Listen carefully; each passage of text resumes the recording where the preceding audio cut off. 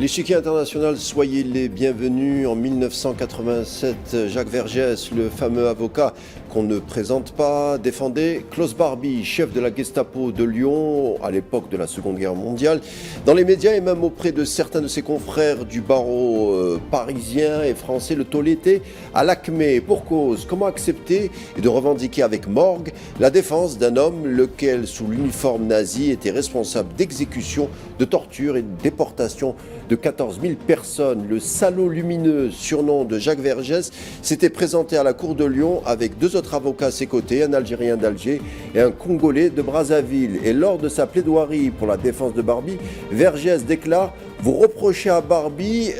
vous, autorité française, des choses que vous-même, vous avez commis en Algérie. Il dira plus loin, le général Ozares, qui a été fait officier de la Légion d'honneur, a tué plus en Algérie que Barbie à Lyon. Il est vrai que le président Chirac décidera de retirer toutes les distinctions militaires à Ozares, mais c'est un des seuls officiers durant la colonisation à avoir subi ce sort. D'autres ont eu un destin plus flamboyant en dépit d'avoir incarné à une époque la fameuse guerre totale en Algérie où civils et militaires n'étaient pas différenciés. Avec le révisionnisme ambiant qui traverse l'Hexagone concernant l'histoire de l'Algérie, avec des médias de propagande promus par des forces financières, on aurait sans doute défendu Ozares aujourd'hui en disant qu'il serait porteur du roman national. Exemple des questions que nous poserons à notre invité du jour. À tout de suite.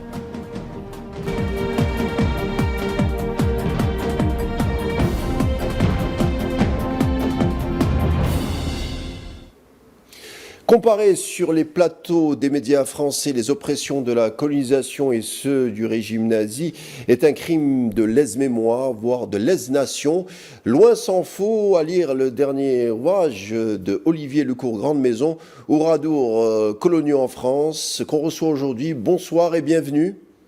Bonsoir. Merci d'avoir accepté notre invitation. Merci à vous. Alors, je le disais, c'est sous la présidence Chirac qu'on a décidé de retirer les distinctions militaires à Paul Ozares. Question fiction que j'en ai envie de vous poser d'emblée. Avec la montée d'une propagande dans les médias français et un discours d'extrême droite actuellement, le massacreur de Skikda que fut Paul Ozares aurait sans doute gardé ses médailles. Qu'en pensez-vous ? Compte tenu de l'involution de la situation à la fois politique, médiatique en France, et j'en veux pour preuve notamment une question qui a d'ailleurs été posée il y a peu par Jean-Michel Apathy à un candidat potentiel à l'élection présidentielle qui n'est autre que le maire du Havre, Édouard Philippe. Jean-Michel Apathy lui a posé une question fort simple. Est-ce que la colonisation est un crime ? Et ce candidat, dont il faut rappeler qu'il a été membre des Républicains et Premier ministre de la France, a répondu non. Autrement dit, on a là la confirmation qu'effectivement, les élites politiques d'une partie significative de ce pays reprennent à leur compte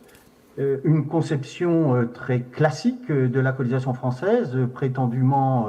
articulée à la civilisation, et sur ce point-là, comme sur beaucoup d'autres d'ailleurs, reprennent à leur compte des positions, des déclarations, des éléments de langage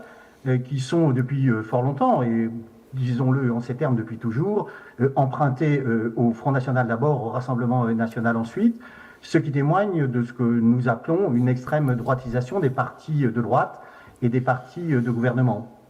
Alors, comparer les crimes nazis à ceux de la colonisation est délicat aujourd'hui en France, voire risqué, en tout cas dans certains milieux médiatiques. On l'a vu avec l'affaire du journaliste Jean-Michel Apathy en février sur une radio française qui a déclaré que la France avait commis de nombreux oradours coloniaux en Algérie, justement, en faisant référence au massacre de la division d'Asraïch durant l'occupation contre un village en juin 1944. Apathy dit « Avons-nous conscience que nous avons commis plusieurs oradours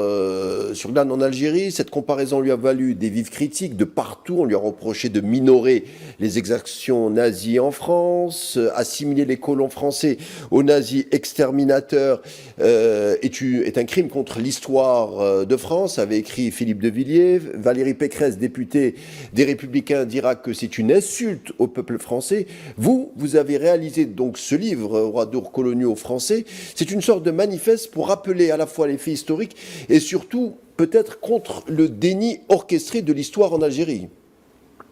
Alors, ce n'est pas un manifeste, c'est un ouvrage. J'ai dit une sorte de... Qui prend pour point de départ, en effet, un scandale qui a été construit par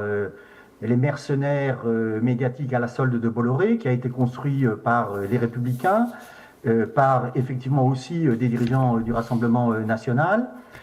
qui témoignent au fond d'une posture parfaitement idéologique, qui prospère d'ailleurs en partie aussi sur une ignorance stupéfiante de l'histoire coloniale, et des références qui ont été faites, en effet, à Oradour et à la Gestapo. Et rappelez que, immédiatement après 1945, un député du Parti communiste algérien, en décembre 1945, fait référence à Oradour pour signifier l'extrême gravité des crimes commis par la colonisation française à partir du 8 mai 1945 à cette île Guelma et Kherata, qui a fait entre 30 et 35 000 morts. Et qu'après le début de la dernière guerre d'Algérie, le 1er novembre 1954, un certain nombre de contemporains, de très grands résistants, Claude Bourdet par exemple, qui a été, faut-il le rappeler, compagnon de la Libération, dénonce en effet la Gestapo française en Algérie après avoir eu connaissance, comme beaucoup d'autres contemporains, des pratiques de l'armée française, la torture, la disparition forcée, les exécutions sommaires. C'est le cas également, faut-il le rappeler, d'une figure très importante, Paul Tedjen, ancien déporté à Dachau, torturé par la Gestapo à Nancy, secrétaire général de la préfecture d'Alger, qui, dans la lettre de démission qu'il envoie Robert au Lacoste résident pour protester contre la torture et les disparitions forcées, fait référence à son expérience et fait référence à la Gestapo et estime que des traitements similaires sont infligés aux combattants et aux militants réels ou supposés du FLN. Enfin, et on aura du mal à nous faire croire que c'est un islamo-gauchiste, le directeur du journal Le Monde, qui n'est autre que Hubert Beuve-Méry, qui est aussi un ancien résistant, publie un éditorial et engage à la fois sa personne et le journal qu'il dirige pour dénoncer lui aussi, en des termes très vifs et comparant ce qu'il se passe en Algérie aux pratiques de la Gestapo. Donc ces références ne sont pas nouvelles,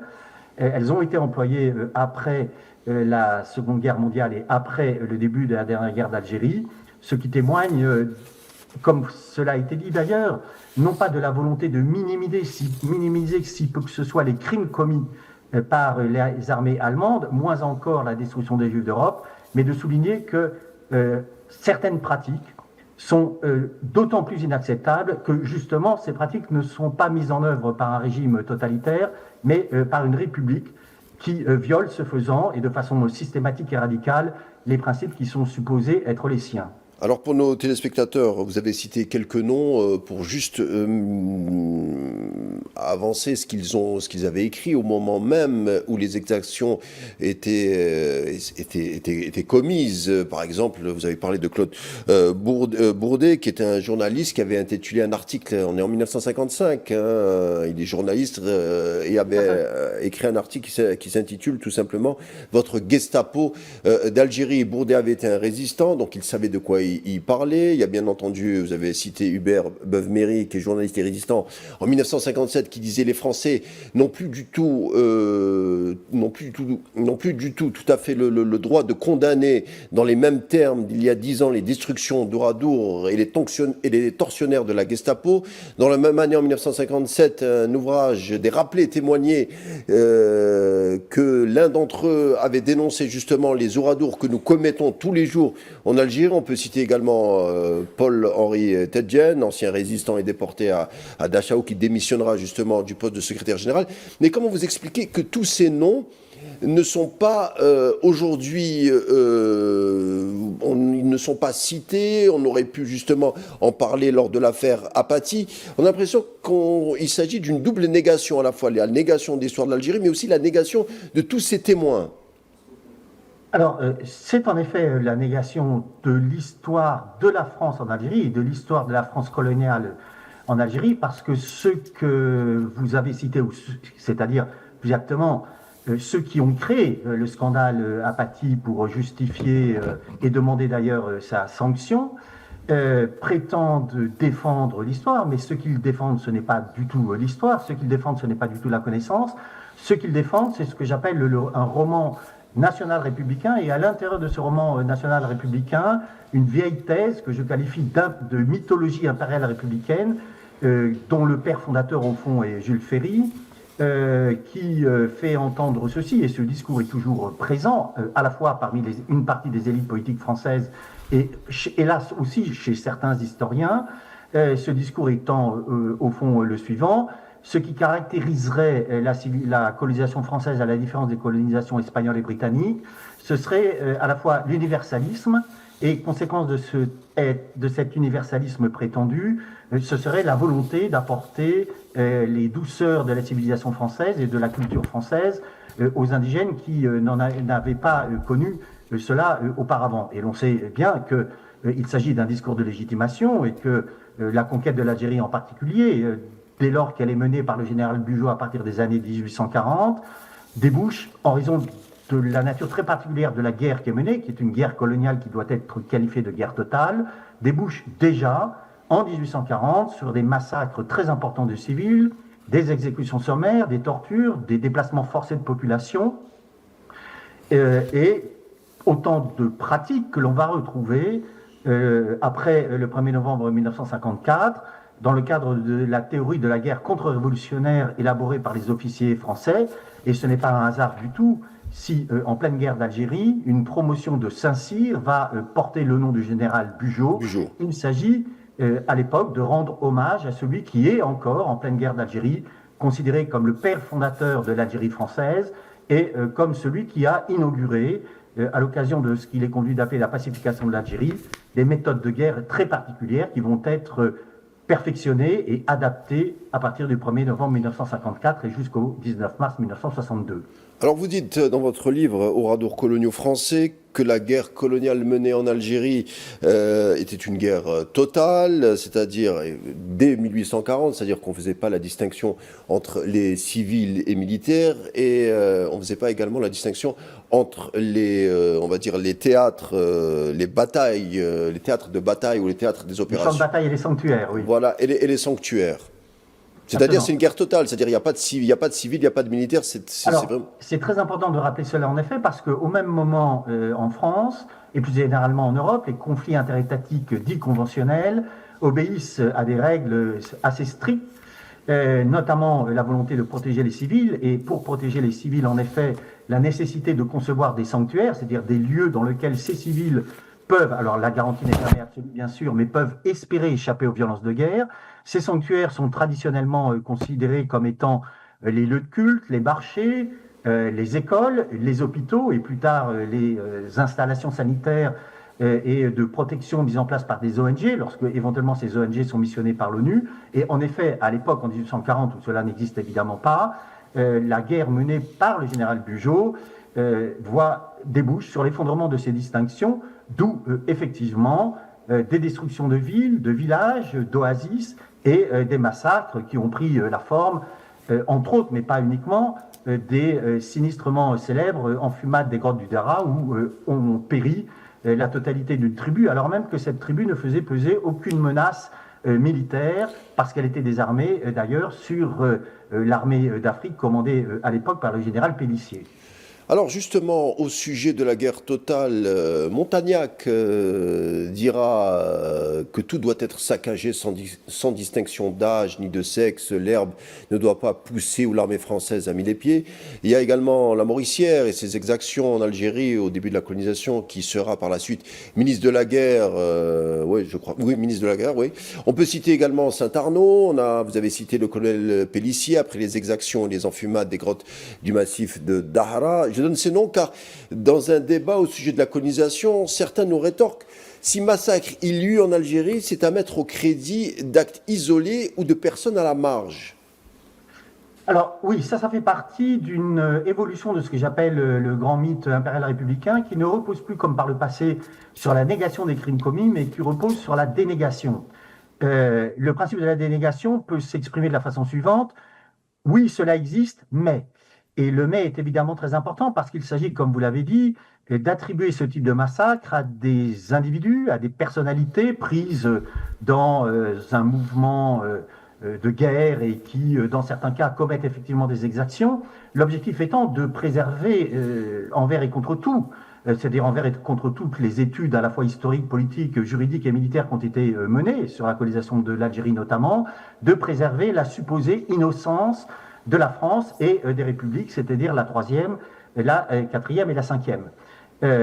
D'où effectivement cette rhétorique relativement nouvelle et dont on retrouve les traces encore aujourd'hui, à propos d'une part de la guerre d'Algérie et à propos également des massacres du 17 octobre 1961. Faut-il le rappeler, c'est la fable élaborée par les services de l'Élysée et d'Emmanuel Macron qui tente à accréditer la thèse, qui est une fable et une narration parfaitement fausse, historiquement, politiquement et juridiquement, selon laquelle les massacres du 17 octobre 1961 seraient uniquement imputables à la personne du préfet Maurice Papon, ce que les historiens, les spécialistes de la Ve République, les spécialistes des rapports entre le pouvoir politique et la préfecture en période de crise savent pertinemment que est engagée la responsabilité du gouvernement et plus généralement la responsabilité de l'État français dans les massacres du 17 octobre 1961. Et donc on voit en effet comment aujourd'hui prospère encore et toujours un discours qui vise à préserver la prétendue innocence de la France et de la République et de ses institutions. Et par conséquent aussi l'innocence d'un certain nombre de grands hommes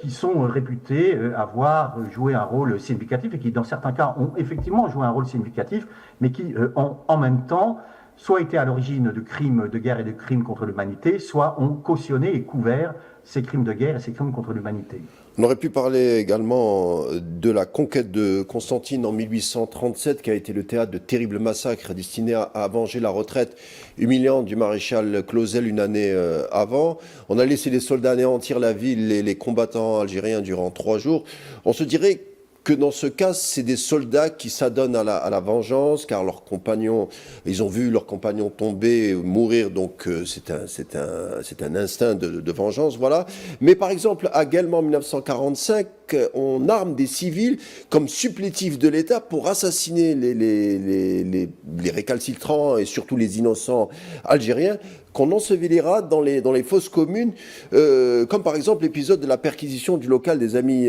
du Manifeste et de la Liberté, des militants qui seront victimes d'un crime d'État. Et cette fois-ci, ce sont des civils qui sont à la manœuvre meurtrière. Alors, effectivement, dans l'ouvrage que vous avez cité, Oradours coloniaux français contre le roman national, j'essaie de penser un certain nombre de différences entre les massacres qui peuvent être commis et j'indique notamment ce que j'appelle l'existence réitérée de ce que j'appelle les massacres dits représailles. Ce qui est tout à fait significatif dans les massacres qui débutent le 8 mai 1945, c'est non seulement que ces massacres sont perpétrés par les armées françaises, qui agissent sous les ordres du gouverneur général et de la métropole, mais qu'en plus de cela, des milices, c'est-à-dire composées de civils européens, participent à ces massacres, et participent à ces massacres parce qu'ils sont armés par les autorités, qui les laissent faire dans la mesure où ces autorités estiment qu'au regard de la gravité de la situation, il faut briser momentanément et de façon conjoncturelle assurément, mais ce qui est extrêmement important, le monopole que l'État exerce habituellement sur la violence physique légitime. Et en remettant en cause ce monopole, l'État effectivement a permis à des milices européennes de participer à des massacres, l'objectif étant de rétablir au plus vite l'ordre colonial défendu par la France par un principe, si j'ose dire, et des méthodes d'action dont l'objectif était très clair,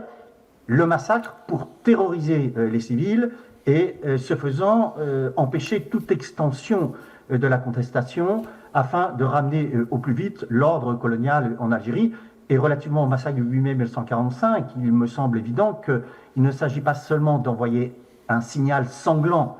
aux Algériens, il s'agit également d'envoyer un signal sanglant à l'ensemble des peuples colonisés par la France, en leur signifiant très clairement que s'ils ont quelques velléités de revendications un tant soit peu radicales et évidemment de revendications tendant à l'indépendance des colonies,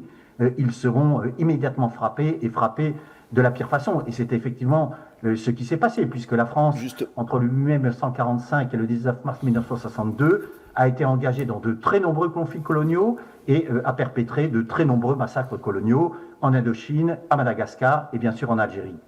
Justement, il y a un discours méconnu de Gaulle en ouverture de la conférence de Brazzaville entre fin janvier et le 8 février 1944 qui dira qu'entre la métropole et l'Empire, le lien est définitif et que les réformes impériales se décideront souverainement. On signifie ici, enfin De Gaulle signifie en substance à la population d'outre-mer que si elles s'avisaient à porter atteinte à la domination de la métropole, elles seront impitoyablement châtiées, ce qui nous laisse à penser que ces massacres sont plutôt stratégiques, à savoir dissuader, prévenir et surtout défendre l'Empire français coûte que coûte. Necessitas legem habet, comme on dirait, c'est-à-dire la nécessité fait loi.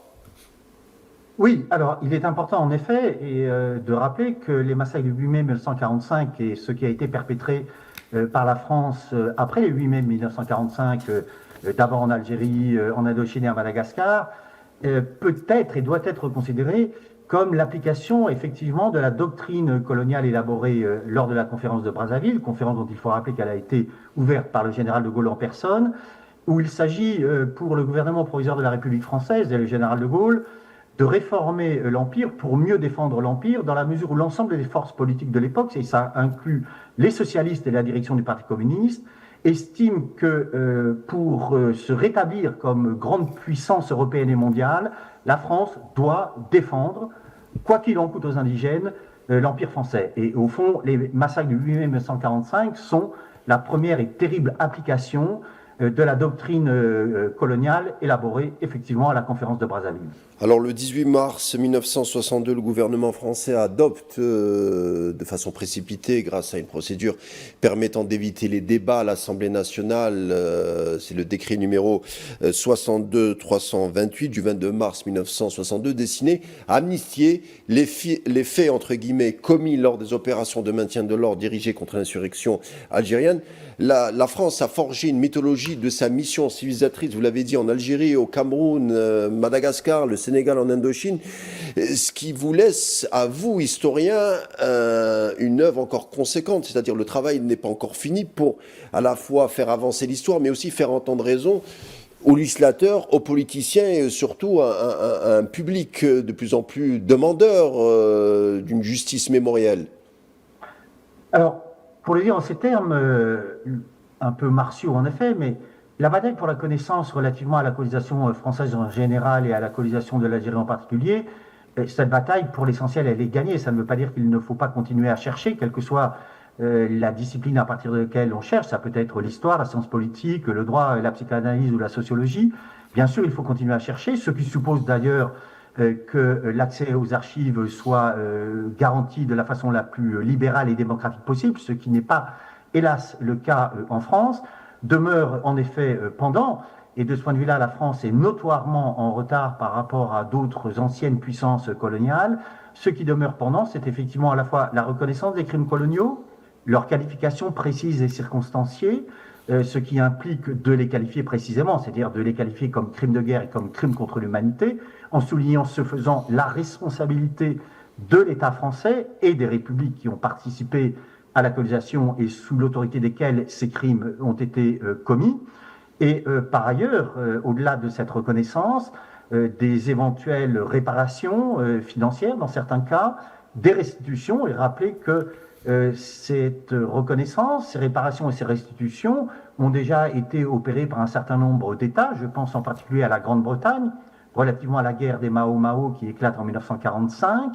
Je pense à la Belgique, je pense notamment au Canada, aux États-Unis, à la Nouvelle-Zélande et à l'Australie, dans des conditions certes différentes, mais qui, dans tous ces cas, ont reconnu des torts infligés aux populations autochtones et, dans certains cas, à la suite de saisines des victimes de la justice,